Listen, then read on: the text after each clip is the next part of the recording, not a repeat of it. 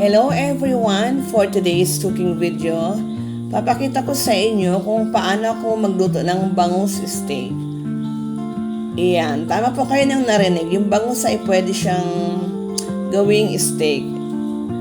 Iyan, di lang lagi na lang daing tsaka diba? Tsaka paksiw.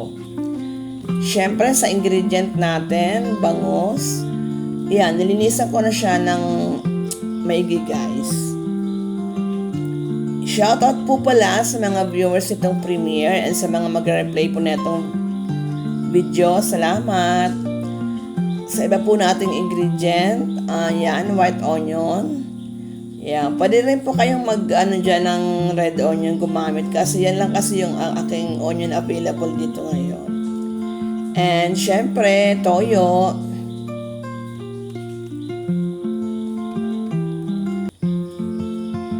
And meron tayong kalamansi juice, and syempre sugar.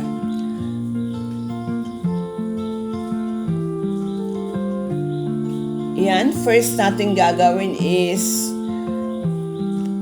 isi-season natin ng asin yung bangus natin. Yan, both sides dyan. And after isi-season natin ng asin yung bangus, lalagyan natin siya ng harina.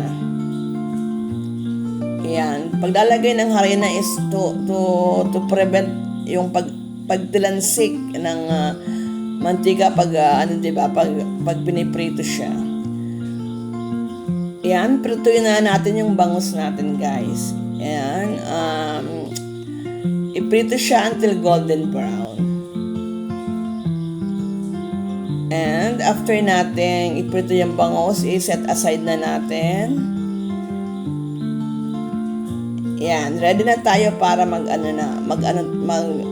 na ng ating sauce. Yan na yung ating na-set aside na bangus.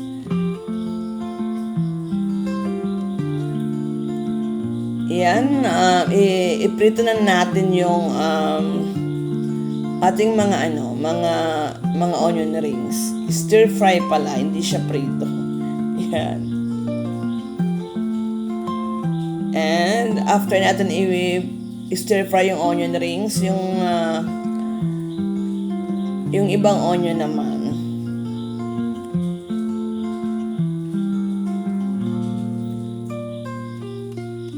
Shout out po sa mga viewers nitong premiere and sa mga magre-replay. Again, maraming salamat po. Yan, after natin i-stir fry yung sibuyas, ilagyan natin yung toyo, then dagdagan natin ng tubig yan, mga 2 cups, and then ilagyan natin yung calamansi juice. And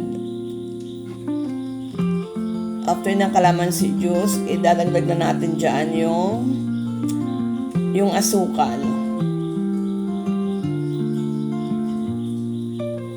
Ayan, isimmer natin ng saglit and ilalagay na natin dyan yung pinrito natin na bangus. Then, ilagay na natin dyan din yung onion rings. Ayan, almost done guys. Napakasarap neto guys. I-try nyo rin to sa inyong mga bahay-bahay. I-try nyo rin to sa inyong bangus, diba? Hindi puro paksiw na lang at saka daing, diba? Ayan, sa nakaabot po sa dulo ng video to, salamat po ng marami. Salamat po sa laging support nyo sa aking mga premieres and sa panonood ng aking video. This is your host, Maria G, saying, let's all stay safe and happy always. Yan. Until then,